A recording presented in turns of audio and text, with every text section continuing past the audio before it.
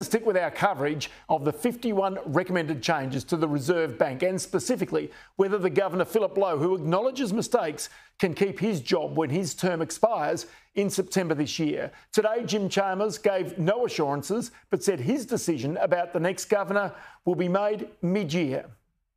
Well, Governor Lowe's appointment is up in September, and in the ordinary course of events, the government would turn its mind to that appointment closer to the middle of the year, and that's my intention.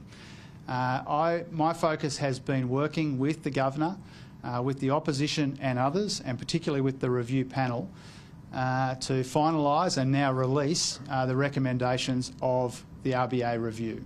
I have said for some time that the right sequence is to release this with the government's initial views and then to contemplate the Governor's appointment somewhere closer to the middle of the year, and that's my intention.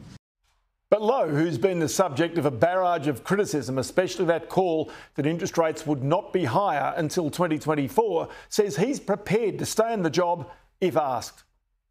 It's entirely up to the government whether I continue to serve in this role after September. If I was asked to continue, I would. If I'm not asked to continue, I'll find another way to contribute to Australian society.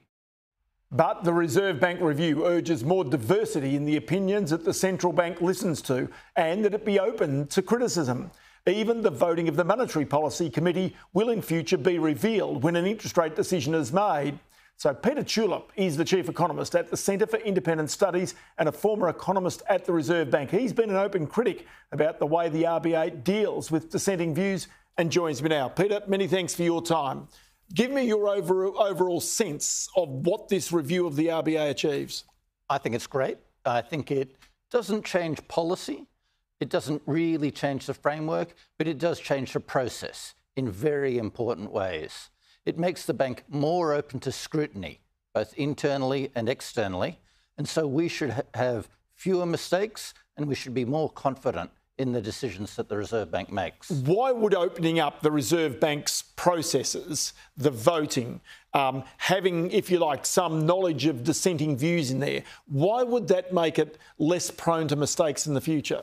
Because at the moment, those dissents and alternatives are being hidden. And so they're not being given a full consideration. A lot of the alternatives are hidden under this veneer of consensus.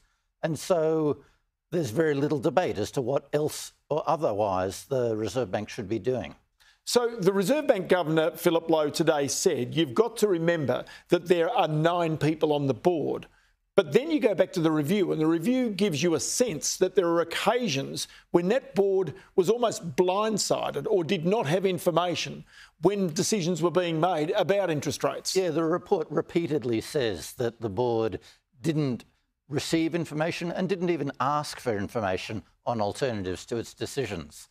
So what kind of a decision is it when you're given one option and you end up saying, OK, it's not really a choice? Now it says that the Monetary Policy Committee, that the members there would be expected to go out and make at least one speech a year. So in other words, we'd hear their views. Now, in Australia, I wonder whether we're mature enough to cope with that. You can hear from the head of the Federal Reserve in New York, and that might be a different view to what the head of the Federal Reserve is actually saying, Jerome Powell. I'm just wondering if we hear dissenting views here in Australia, whether we're just going to get confused or whether we're mature enough to understand that this is what makes up the monetary policy, the interest rate settings in Australia. There's going to be a learning process.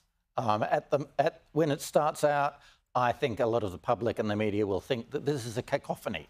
The Reserve Bank is speaking with multiple voices. They don't know what they're doing. But eventually people will learn that's the way you make good decisions. You air your alternative views, you argue them backwards and forwards, and the contest of ideas in both the public sphere and behind closed doors is how you get better decisions.